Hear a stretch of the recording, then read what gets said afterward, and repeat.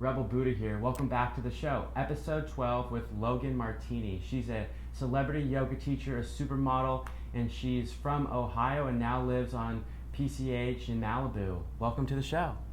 Thank you. Thank you. So happy you're here. I am too. I love supporting Rebel Buddha. Nice. So what's a regular day in the life of your California life? Well, living in Malibu, we wake up with the ocean.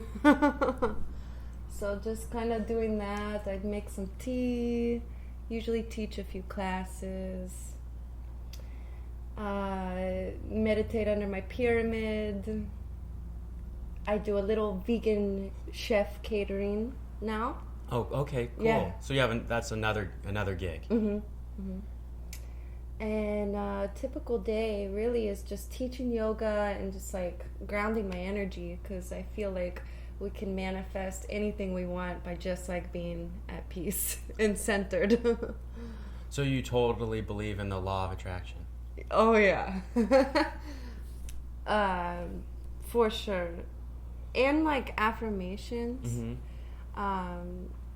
You have to really just have your things that you say in your mind that shield your energy, because we walk with like a 20-foot aura field. Every single person has this 20-foot energetic field, and we have to just at least acknowledge that, shield it up, and yeah, that's one of the things you shared with me before, was saying shields up every morning when you wake up, or when you encounter some type of weirdos or some shields up. Psychic energy. So there's like some weird neighbors I have, and they walk their dog and they're mean. And whenever they walk past my house, now I just say shields up. Yeah. And I kind of laugh. It's a habit.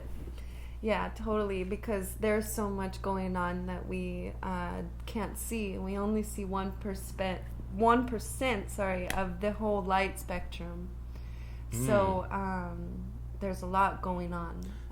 So there's more than just what we see. There's other realms within right where we are right now. Yeah, I mean, there's a portal over here, there's fairies over here, there's entities up there, there's vortexes, there's dimensional rifts, there's everything like going on at once. And a lot of people are just unaware of these places because they've never seen or felt them? Yeah. A lot of people feel them though, but they just don't know what it is, especially with the non-beneficial energies. Like if someone is really mad or upset that day, or they're in a bad mood, it could just be some psychic force disrupting their aura. It's a lot of the times that. So it's more than just being in what Eckhart Tolle calls the pain body of your own garbage. It's some. You think it's sometimes it could be other entities beyond just you. Of course, 100%. Okay. But the cool thing about it is, in these times, the veil is lifting and our dimension is rising, and consciousness is rising, and we're going from third and fourth to fifth density consciousness. And with fifth density, these non-beneficial energies can't reside. So back in like the 50s and the 60s, these energies could really stick to us, and it would be kind of hard to get them off.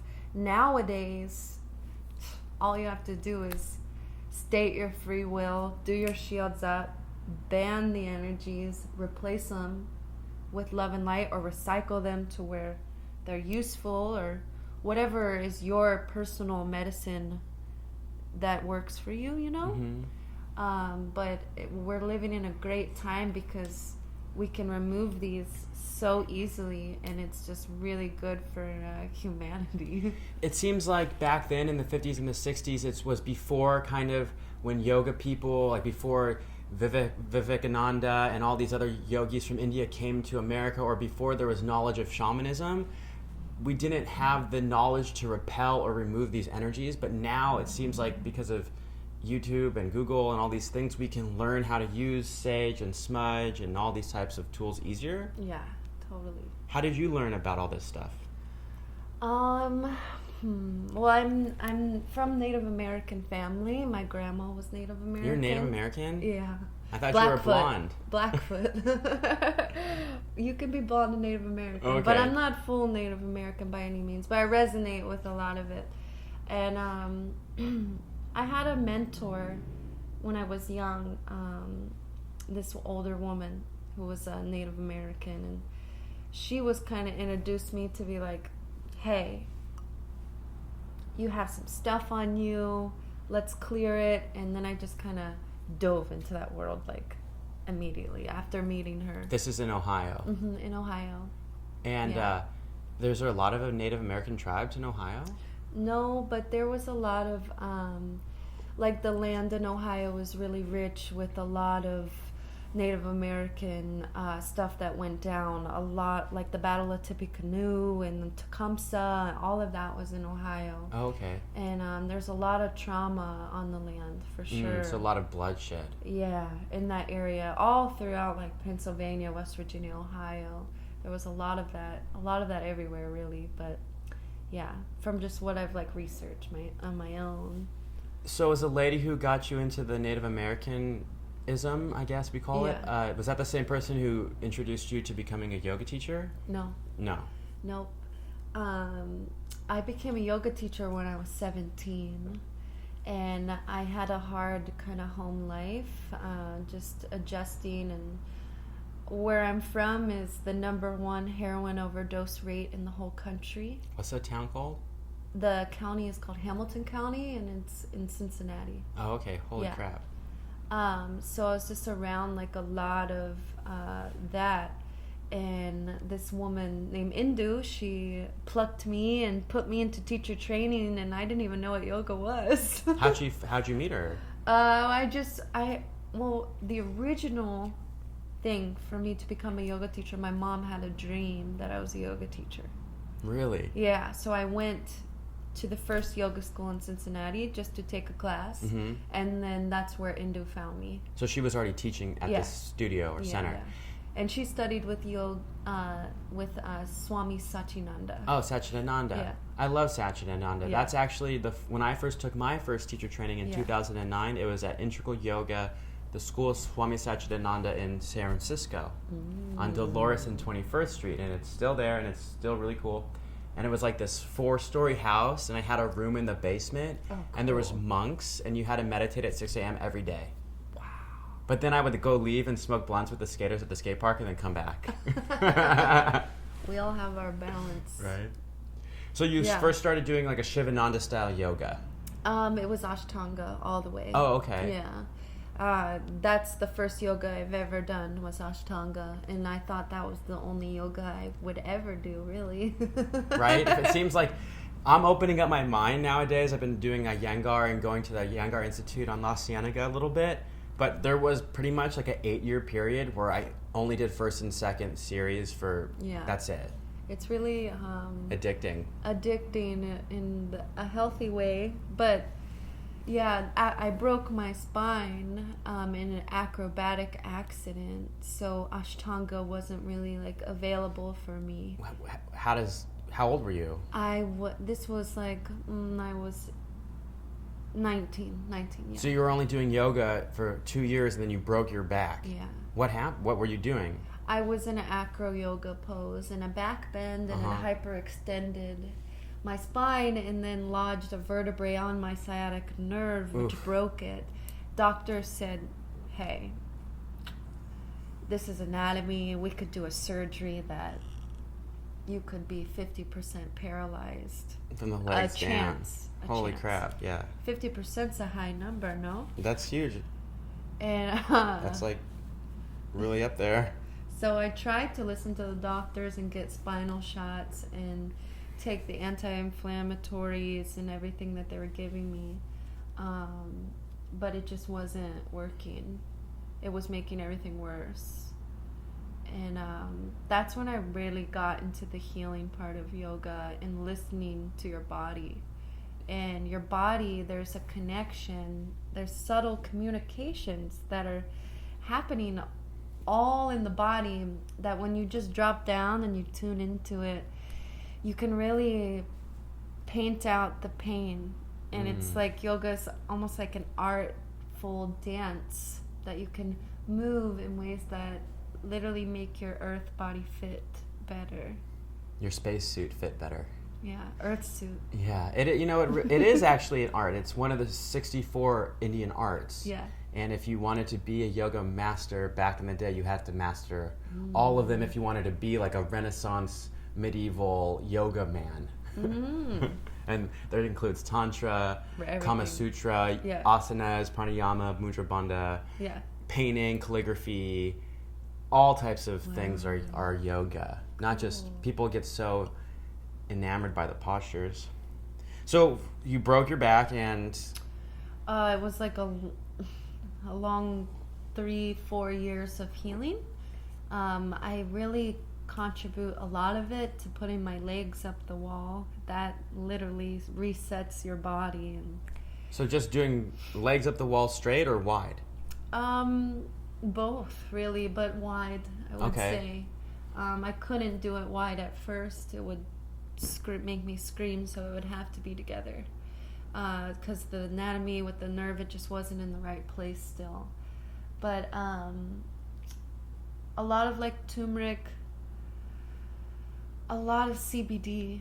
That's when I got into like the cannabis industry about 5 years ago, and educating myself on different cannabinoids that fuses nerve endings and takes out inflammations and inhibits the feel-good brain emotions that actually kick in that placebo effect.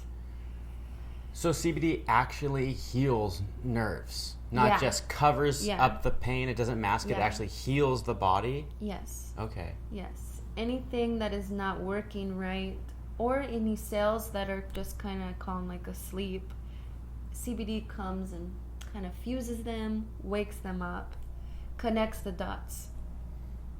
So it like connects neuron endings in your brain to heal. Yeah. So it's worth the $80 when I have to go buy the thing. Sometimes I'm like, it doesn't do anything. Yeah. So do you think the THC molecule does that as well? Yeah, the THC was a huge part in the whole spectrum, because if you have something really wrong with you, the just plain CBD from hemp, it doesn't do anything. It's good dietary supplement, but you need, if you have cancer or you have something serious, you need that heavy THC, heavy CBD, CBN, THA. There's so many different components that you need. Oh, I didn't even know about those. Maybe you would spend like $3,000 a month, and then that whole month you will be normal. No, fucked up. Oh, you will? But after that month, you're usually okay. You're pain-free, or really stuff has gone down a lot. Because I use it sometimes, because if I do too many vinyasas or I'm surfing too much, then my shoulder and my neck just hurt. And I'm like, my life is literally miserable sometimes for a week on end. But then I'll go and spend the $80. I like the Pappas and Barkley brand. Yeah. And I'll take 2 of the full things, and you're good. It's like I wasn't even hurt. Yeah. I forgot about everything. Yeah. It's amazing. Yeah, I'm really excited for like the whole world to just get these benefits of CBD. Right. Because it will change a lot. Do you even remember, or you're only 25 or 26, but in like 99, weed wasn't even like acceptable to talk about. Yeah. It was, in hip hop culture and stuff, there was like skateboard shirts that said legalize it. It was like you were a stoner, you just sat on the couch, you didn't do nothing. Right, you were like a loser. Yeah. But now, even my parents were like, Zach, we went to the cannabis store and there was grandmas there. I'm like, yeah, it's for everyone. Yeah. It's just people, it's literally one person. The guy Hertz, he put in the newspaper in the 1920s that hemp created crazy Mexicans who raped women. Right. To scare people, because he wanted paper to be the number one newspaper, to be made out of paper from trees rather than hemp. Yeah. And that's the only reason for literally 100 years, from 1920 to like 2020, it was bad. Yeah. Not anymore. Not anymore, thank goodness. We're shifting. Well, at least in this side of the country. Yeah. Yeah. What about in Ohio? Is it illegal? Ohio is medical, and they're Mhm. going towards that. They're on a really good track right now Oh, with cool. that whole spectrum of things. Because they need to get rid of opioids over there. Right. They should just give everyone cannabis. Yeah, in a perfect world, for sure. So did you come back from your back injury? What happened? The final thing that really healed it, because there was all the scar tissue that was preventing my spine to truly fully heal. I was functioning to where I could walk and stuff. The doctors were like, here's a wheelchair pamphlet and see how that works. But You're only 19. yeah, at that time. And I was a cheerleader, gymnastics, dancer, backflips. And You're then, the flyer. And then going from that to you can't bend your spine and you can't walk. So it made me really angry. And that's where I got a lot of stuff stuck on my aura during that time. Because of all of the medicines that they give you makes your shield completely open. Even the antibiotics like that, or anti-inflammatories. I didn't take the pain medicine just because I couldn't function if I took that every day. But the final straw that was like, okay, it's healed, was I did some research. I found this guy named Jerry Wills, and he's an energetic healer, surgeon, I call him. And he has the ability to go down, he can shrink his consciousness down into the red blood cell count and go inside of the human body and see what is wrong. He's worked with doctors going in, finding tumors, removing tumors off of babies, people on their deathbeds. He's done instant healings on camera. Really interesting story. If anybody is watching wants to check out his work, it's on Gaia. What's his name? Jerry Wills. Okay, so you met him in person. Nope. I scheduled a phone call with him because my intuition told me to. And I talked to him. And I went to him originally for anxiety. And I didn't even address my back. Because I was like, I kind of got it under control. It's fine. Then he goes inside and he says, did you have a back injury? And this isn't on FaceTime. This is on a phone. Okay, wow. Yeah. And he lives in Arizona. And I was in California. And I was like, yeah, I did. There's some scar tissue down in the right side of this lumbar, right? And he goes and he says, I just took it all out. It's really soft right now. Wait 2 days. It'll grow back completely, and then lift something heavy or do something that would hurt it. And I followed what he said, and he had me taking iodine too. And It's like a silver? Yeah, it's iodine is it's like an element that we need, like a mineral or something. Okay. But after those 2 days, it was like my back was like a new back. Because you talked to someone on the phone. Yeah. That sounds so insane to regular people. It really does. And after that, I had him talk to my mom because she had bone spurs all over her spine and her upper neck. And he removed those on the phone. Interesting. And that is so far out. I've sent a lot of people there. Uh-huh. And sometimes, he was explaining to me, like, sometimes we're not supposed to heal it. Sometimes we can't touch whatever it is. Because it's their karma. It's karma, it's universal law, it's all that. Can I ask you something? Yeah. Like today, I was in my class, and I was teaching in Pasadena, and it was really weird. It was really not weird, but I love everyone. I'm so happy for everyone to come to class. I'm not judging anyone.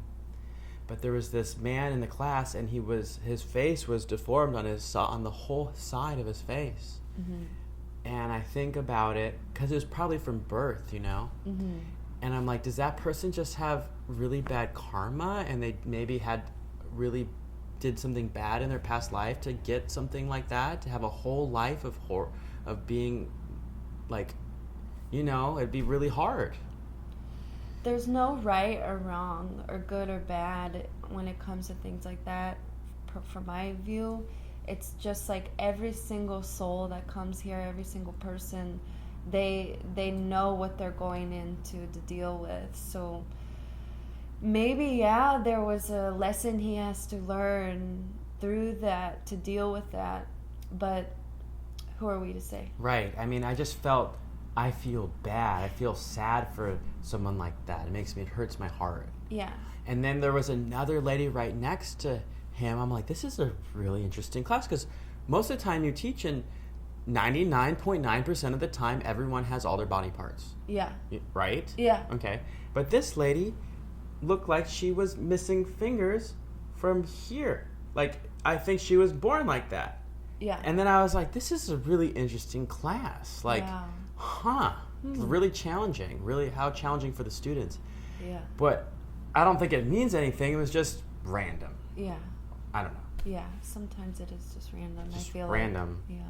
But it makes me feel like karma is really, really real. Yeah. So you could talk to the guy on the phone. Sorry. Going off. Yeah, I talked to the guy on the phone, and then I was healed after that. And then it helped me just become a way better yoga teacher, to just, now that I healed from that, I can really help people who've dealt with serious injuries. And that's where I feel like most fulfilled. Totally, because before, when you're like a teenage yoga teacher, I started teaching yoga when I was 22. So when you're a young yoga teacher, you don't understand pain. Right. And you're like, I can do all the poses, like whatever. Why can't you do it too? Yeah. But then once you like get your first injury, like I've dealt with shoulder and neck issues and stuff, I'm like, it's okay. Don't try that hard. Yeah. Like, try your best. I'm happy you're here. Mm-hmm. But don't be crazy. Don't be too gung-ho. Right. Yeah, so that kind of, also talking to Jerry made me realize, like, wow, we all have the ability to heal and be healers. Mm-hmm. So that activated your healing abilities? I wouldn't say that. Okay. A lot of plant medicines have activated that part. Understandable. Mainly the 5-MAO DMT, mm-hmm. the bufo from the toad. And it's been used for thousands of years. It was actually originally the medicine that the tribes would do to, if somebody was really sick and they didn't know what was wrong with them, this medicine kind of told them what was wrong and what they needed to do. That's what it was originally used for. It's becoming really popular now. Just being like, you have to be careful just to make sure that there's proper space being held for you, and that there's a nice shield up too, because like everything, weed, alcohol, all of it, it's a door, and you have to make sure you have your energy guarded, because there's a lot going on and things can pop in through those doors. And that's where really like doing psychedelics and doing stuff at younger ages opened me up, I think, to this world as well. Just drawing attention to these things that are hidden and you can't see. You know, Terence McKenna says, one of the great psychonauts, he says, your body is like a computer. The computer is the hard drive, right? Mm-hmm. And then there's software that you have to put in the computer. If you don't have any software, the computer doesn't work, like an app, right? The software is an app, I guess. So if you're just a computer with nothing, then it doesn't function. Right. You can't get any downloads. So the plants are each apps. They're each softwares that you put into your body by eating it or smoking it or however you take it or snort it up your nose. And you get the download from that plant. Yeah. And once you experience these things and they're actually real, you really are gung-ho and you believe because you had the experience. But people who haven't had these experiences, it sounds completely insane. Yeah. But it's not, because it's a real experience that if you want to know truths and and break down the barriers of who you think you are and your conditioning, you have to do these. Yeah. It's really like activating your DNA and just reminding yourself when you do a plant medicine so strong like the toad, bufo, it's 6,000 times more powerful than the regular DMT that we hear that's more common. So when you take the medicine, you are not Zach or Logan anymore. You're merged with the oneness of the universe. Yeah. What were your experiences?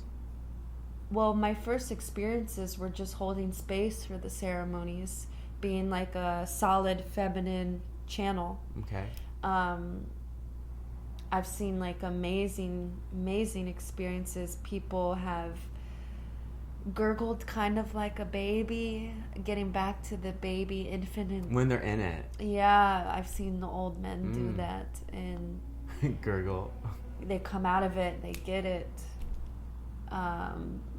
I've seen a little bit of everybody's expression is different, you know.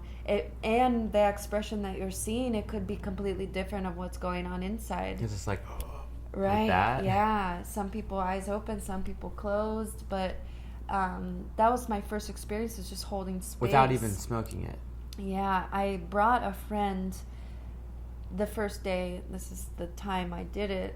I brought a friend there because she was battling a really bad disease, and somebody gave it to her, and she didn't know the person that well, and she wanted to kill the person. Really? He ruined her life, you know, in a way. Why? Why did he ruin her life? Just getting this like really bad like sexual transmitted disease. Oh, okay. Yeah. Oh, So she wanted, when she did the medicine, and then she wanted to kill the person who gave her the STD. Well, she was filled with anger, and I was like, we need to purge this. Oh, okay. Let's go do this medicine. It really helps. And she did it, and she kind of held back. It kind of looked like she was holding on to a roller coaster. Uh-huh. And she comes out of it, and some people really, really try to stay here, and they don't want to go, you know, to just consciousness and light and God. And I asked her, I was like, you really held back. Do you want to go again? And she's like, yes. And so we put her back into it. With the blowtorch and the whole setup. No, ours is not through blowtorch. Okay. It's made with argon gas, so there's actually no heat. Oh, really? So it's a nice little contraption that we call the lamp, and you just do it through that and lay it out. So it's like a cold press shot. Exactly. Interesting. Yeah. And so she did it the second time, and you saw bliss through her. She's laughing, almost tears. Her right hand goes up in the air, and it starts going like this, and she's laying down, and we're just like, wow, something's happening. Woo. And she comes out of it. She immediately like goes to the piano that's there, and she starts playing this music that we were all just like, and she forgave the guy. She knew exactly what she needed to do, next steps, and she's doing really well now. And I didn't do it at that point, and my best friend looked at me, he's like, you're next. And I'm like, no. But I ended up doing it. That day? That day. Okay. After her, because it was like, wow, she healed so much, and it's 10 minutes. In a moment, boom. Yeah. Yeah, so I did it, and I laid down, and there was no holding back for me. I think just because we've done yoga for so long, and surrender, and we kind of can travel there easy. And what I can describe was that I really wasn't Logan anymore. Every single cell in my body got purified with water, but not just water. It was intelligent water that seeded all life itself in every planet, in every galaxy, in every dimension, in every universe. there ever is. And I wasn't just purified with that water through every cell in my body. I was the water. I was that. And it felt like unconditional oneness and love. I know it sounds cheesy, but that's what it felt like. Mm-hmm. And then I didn't see anything. It's not really a visual thing. Some people see stuff, but not for me. I felt it all. Mm-hmm. And I was it all. And then I came back and started a whole new path. I was with somebody that wasn't aligning. Oh, that was me. that recently. Yeah, this was about Right when I would met you. almost a year ago. Okay. And I came back and I just knew that I had to shed some stuff. That's what you said. You said you would see your ex-boyfriend. You'd see like all his darkness, right? Something like that. That kind of, it was just that we were toxic together. Mm-hmm. And it was really hard to break away. And the 5 really helped me do that, because it reminded me that of my power, for one, and that you have a choice every single second to either vibrate high or vibrate low. And it's okay to vibrate low, but just transmuting and shielding up. And we really are alchemists of our own life, and we're made of water and energy. And as long as you really like drop down and tune into that and say your affirmations and believe it and feel it, you can do anything you want. No doubt about it. You just have to put in a lot of hard work, but everyone's freaking lazy nowadays. Yeah. So it's up to the people, the creators like us, to just keep putting out the content, putting out the art, put the art pedal to the metal, Yeah. put the yoga pedal to the metal, and just keep teaching. Yeah. Because that's what we're here to do. Right. And the five MEO, like for me, when I did it with this shaman in Topanga in like a cabin. I paid $200. And what my experience was, it was pretty much like Enya was playing. Like that's what it sounded like. The experience is like Angels. Yeah, like Enya, like angels, like harmonic symphonies, like, and you're just drifting off into this black abyss. I thought it was more like an outer space of bliss place, but then I came out of it, and the guy had like a triangle third eye, like a yantra on his forehead, and I was like kind of sick. And he's like, "What does it tell you?" And I said, "It said just keep painting and teaching yoga." He's like, "What?" He's like, "This is the first time someone's ever come out of it and said that they didn't want to change their life radically." Wow. He's like, "You're already on the path. You're synced up." Yeah. And he's like, everyone else comes here, they're like rich businessmen or women, and they're like, I need to quit my job and do this and this. He's like, you're the first person who never had a change. Yeah, like, for me, the sentence was, it's all simple. That's what it kept saying? Yeah. It's all simple. It's very simple. It is. Yeah. Keep practicing. Yeah. But after the 5, really, I had really after my father passed away was when my intuitive ability started to activate in 2011. I've always kind of been like, my mom would always say, Logan, you're not from here, you're psychic. And I'd be like, no, I'm not. And I think when we have a parent die or somebody really close to us die, there's kind of this funnel of intelligent cosmic energy that you're getting fed down to. And I think that's really what it was, to kick off my psychic stuff and my intuitive stuff. Because nowadays I'm trying to establish a healthy platform, especially when you're like partying or with friends. It's like everybody's getting a psychic reading, you know, and everybody's getting their stuff removed and replaced with love and light, la la la la. But the 5 really activated all of these things and made it way more clear for me, with mainly like clairaudient sounds and connecting with Archangel Michael and Archangel Raphael in my work with people. Wow. That must be really intense sometimes. or overwhelming? I didn't think I would ever live a life like that. Now it's like so magical. I am so grateful that I'm able to connect with these higher energies. What's it like? What's it like? What's it feel like? Mm-hmm. When you tune into Archangel? Yeah, do you see them or feel them or just do you hear them? I feel them and then I see them. Really? If I drop down and tune into another frame of reference, but I have to be in tune with myself. It won't work if I'm not okay. Everything shut off if I'm not, if I didn't drink enough water and ground my energy and do all my things off the checklist.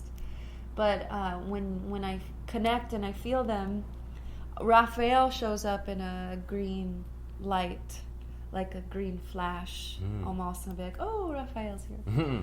And he's mainly like, I bring him in for healing. Archangel Michael is a powerful force. He comes in, it's not even white to me. It's like golden liquid ice silver energy, if that makes sense. And when he connects in with me, it's like I can feel every single hair on my body stand up, and my vibration lifts completely, and I almost am not even in my body. It feels like it's so light. So awake. Yeah, Archangel Michael is really good for if something is really not leaving your aura field. If you ever have a feeling where you're just really down and you know it's not all you know something's feeding, and you say your thing you say where, just stating that you have free will bans these energies. They're being evicted right now. That's why we're actually at a lot of danger right now, because these energies know that our dimension is raising, so they are like, shit, I need to get all the energy I can until we're kicked out of this.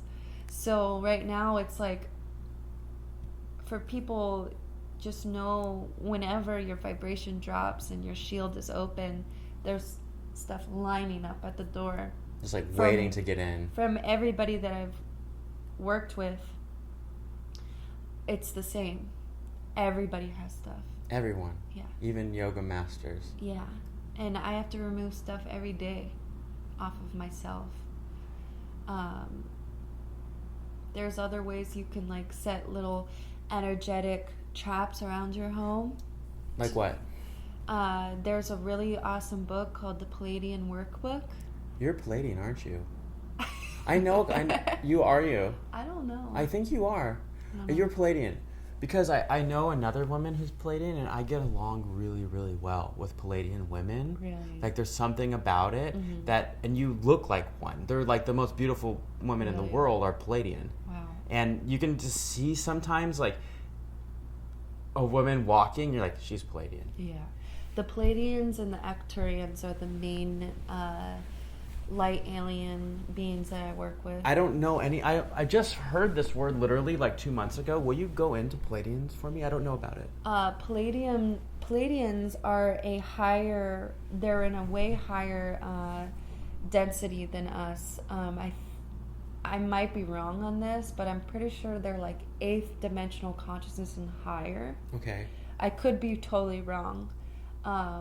But I know that they're really high up there, and we're in 3rd and 4th and sometimes 5th when we're in bliss mode.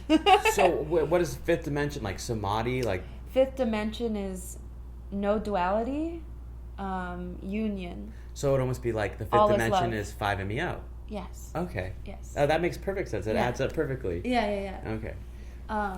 Palladians are from a star system. They're actually us in the future, but they're thousands of years ahead of us. They can't move up in dimension and consciousness until we do. So they're kind of here as angelic guides. Because the Palladian woman that I know, I don't know how old she is. She's like, she could be like, I think she's like 1,000 It sounds so crazy. Yeah. But I swear this woman I know, Yeah. she might be like a few hundred years old, Yeah. but she says that she always tells me a different age. One day Wow. she's 55, the next day she's 49, the next day she's 51. Oh, wow. And I can't tell. Yeah. So I swear like Palladians are almost kind of like, not witches, but they're like, they have like... Well, I feel like a lot of people here have been seeded here by the Palladians, and they really connect with those energies well to just kind of recalibrate and get all of us to kind of face the darker aspects of the collective consciousness, to transmute it, to lift it up. So you're they're light workers. Right, yeah. I call myself a ghostbuster. Ooh, I like that. You're a ghostbuster. But when I do my work with clients and stuff, I will like call on the Palladians and the Arcturians to assist me, and then I do a thing where I connect my angels and my guides that I work with my clients' angels and guides, so that they can link up, and they actually like doing that, working together in that way. So Palladians and Archangel Michael together. Yeah, they love working together. Wow. Yeah, and we have to get in the habit of knowing that when we ask, we always receive with these energies. It's universal law. If you call upon, I need you, Archangel Michael, he has to be there. He will come, no matter what. What about like Lord Shiva and Ganesh and stuff? Same thing. All of these really high light, beneficial cosmic being energies. Even Rebel Buddha? Yeah. Rebel Buddha shows up when you send out the Rebel Buddha call. It's like the bat call. Yeah. Even dolphins and really high vibrational animals, they're all in that realm as I well. love the dolphins. Yeah, the dolphins are really intuitive, healing, energetic beings. And then you can see them out your windows sometimes. That's really cool. Yeah, it's so amazing. I'm so grateful. Whenever I'm surfing and the dolphins come up, I try to get as close to them as possible. Yeah. But then they go away. Yeah. But they're so not scary. They're like the least scary water creature ever. Yeah. And they protect you.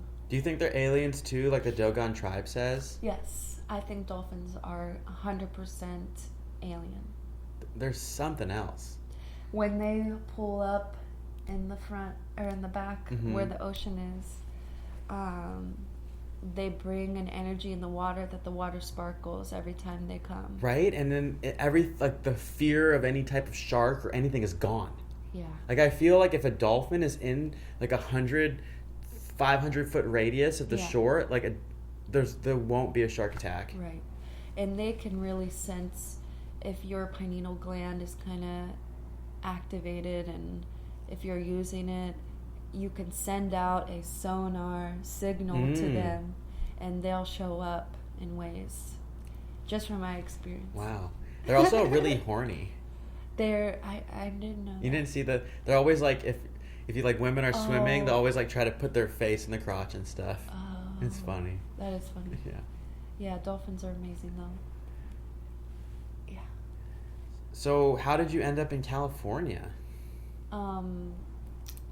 I was back and forth for a little bit, working on farms and coming back, and I've always... You're a farmer? Well, I developed like 99 cannabis plants on land. Oh, okay. Up in Grass Valley, Northern Cali. A weed farmer, okay. That makes sense. And I would try to make it work, go back and forth, and then one day I just sold all of my stuff in a garage sale, and I got in my car and drove out here with my ex-boyfriend, who was an actor, and he wanted to make it in LA, and we had a chapstick business that would really take down eczema and psoriasis and healing salve stuff. So we had an opportunity to vend at a little market in Echo Park. Oh my goodness. And we went there and sold a lot.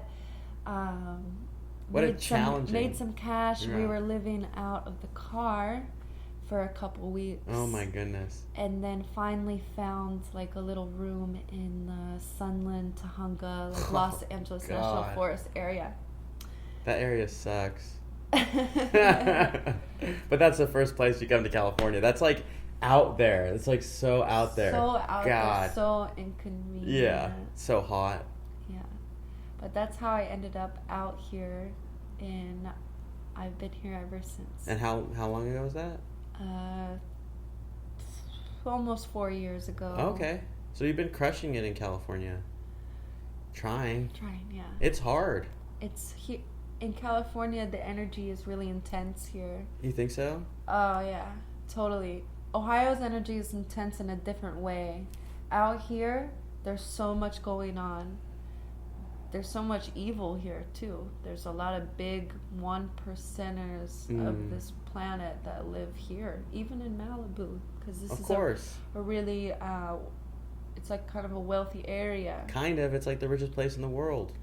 So I personally felt like a lot of that energy. And it's really intense, and there's a lot of ego. Yeah. There's so much ego. I remember I never really wore much makeup, and when I got to LA, it felt like I had to get my eyebrows done and wear makeup and just every day, just being on the street. Just be not every day, but just like way more than what I was doing in Ohio. You know, it was just you could feel the ego, the pressure to just look your best, to be your best, to be like a star, and everybody's a yoga teacher, and you have to be like a special one, and all this stuff, and all of that stuff with the Lamborghinis and the i8s and the all of that stuff. It just, I learned the hard way. It doesn't mean anything. Nope. And we all have a heart. We all have this body and this breath, and that's why I love yoga, because it reminds us that we're really all the fucking same. All the same. We're all just different versions of ourselves. Yeah. Everybody is your mirror. That's the hard part, especially when you really don't like that person. It's you. It is you. 100%. And we never want to admit that truth. Yeah. People don't want the truth. Yeah, I feel like they do now, though. You think so? Yeah. People get mad at me all the time about when I'm just being honest and truthful.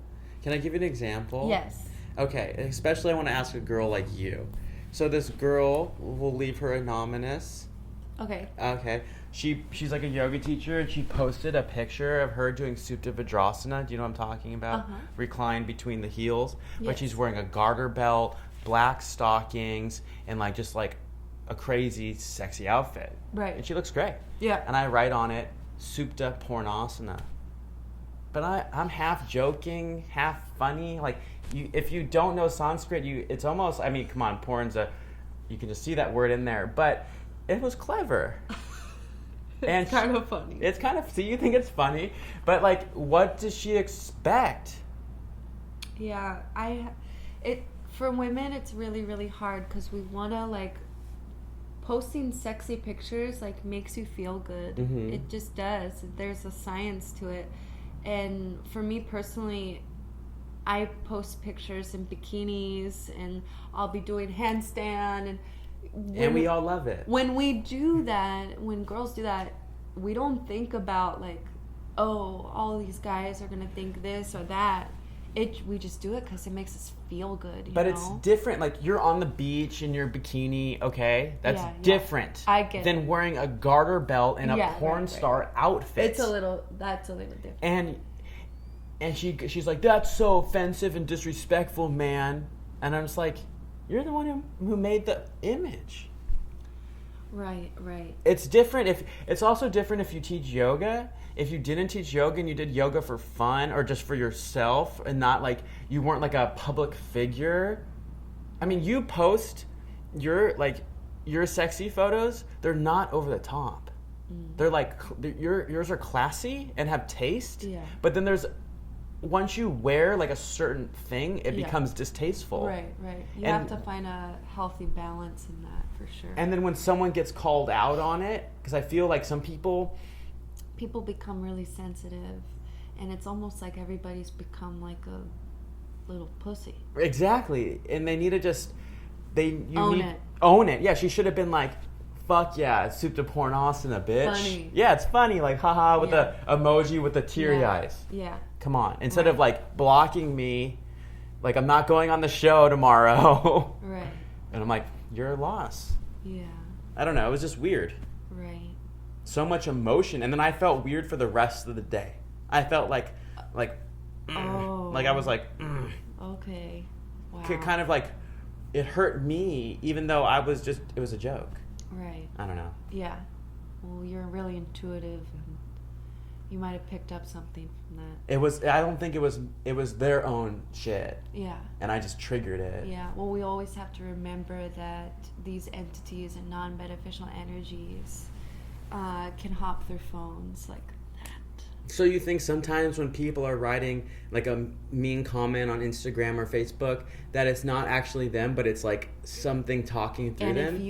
If your vibrationally reaction creates a doorway because you get upset by it, that thing can come right through.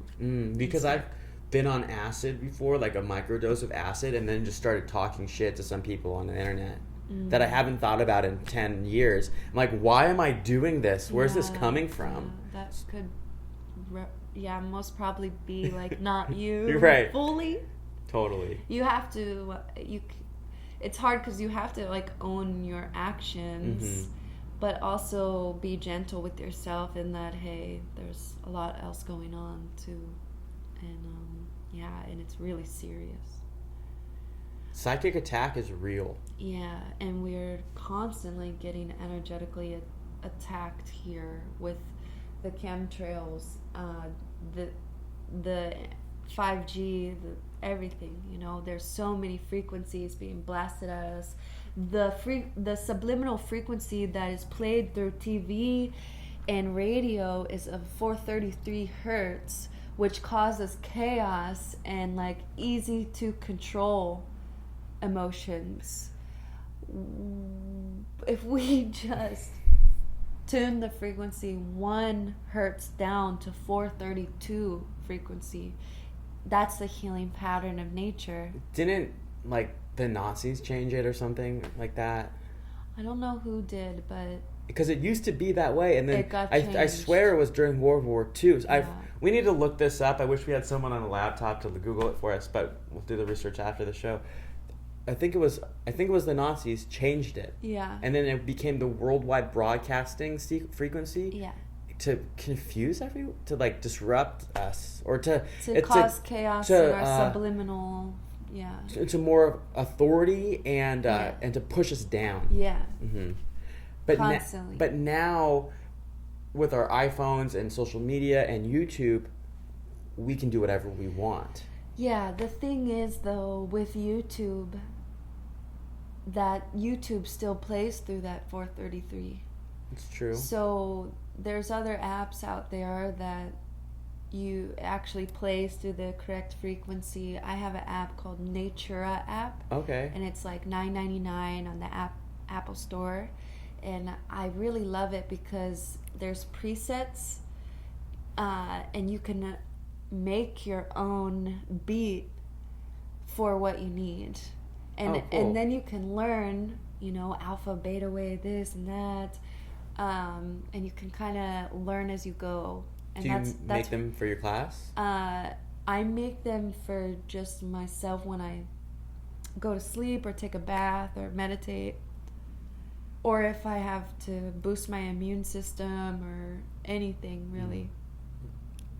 For my class, I will play like a subliminal stillness frequency through that app, but you can't hear it because I like putting in like yoga music. Okay. And so you're playing music. two things. The subliminal sound. You need to show me this because I love sounds. Yeah. There's literally this one sound by Jonathan Goldman called The Ultimate Ohm. I don't know if you know who this is, but I only have like 5 songs on my phone, and it's an hour and 11 minutes and 11 seconds long of just like a harmonic ohm from a computer, like a and I play it in my shavasana or when I take a nap or something in headphones, and I'm just literally gone. Wow, cool. Well, Yeah. I feel like everybody like has their own taste, and that's where I think sound and vibration is so cool. That's why I love using tuning forks. So you're kind of like a sound healer as well. Yeah, for sure. What's up with the tuning forks? Tuning forks are awesome. It's almost like a personalized sound bath, tune-up. The cool thing about sound and vibrations is that they always work no matter what. If you're not feeling good and you do yoga, and sometimes you just don't feel good, you know? This sound thing, it works no matter what, so it's really awesome. And I use the tuning forks. I have about 8 or 9 of them, and they're of the solfeggio Fibonacci scale, and each fork is for different things, and I use them mainly on like injuries for people. In my shavasanas, I do tune just like left ear, right ear 3 times, head, heart, and on these energetic spots here and in the neck and stuff. It feels so good. She's given me a tune-up session before, and it's something else. It's so subtle, but so relaxing. It's so nice to see the look on the person's face after an hour tune-up that is really like personalized. That's a lot of work for you too. But it's fun. I like it. Yeah, it's fun.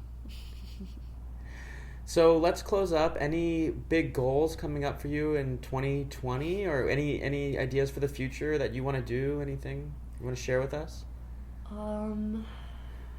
Goals is just to be abundant in all channels, and be abundant not just financially, but just in being like okay with myself, and just being alone, and we're all on our own little journey, you know. But I really feel like my personal duty, other than like healing and helping people remove non-beneficial energies, but I really want to be able to uplift the vibration of massive chunks of money, to just help everyone realize that you can do it on your own too, and you can have financial abundance. And I don't have financial abundance by any means. I mean, I do, but you know. Yes, you do. But yeah, I really want to just be able to help everybody that's helped me, and I'm kind of just living my goal right now from day to day. You're in it. Yeah, and just teaching, and I'm teaching a lot of like celebrities, and it's those people really need this. And to carry that energy through the media to the regular people, to the mainstream. Just dropping down, tuning in, being a conduit for the divine energy that's around us at all times, that we can tap into at all times. So cool.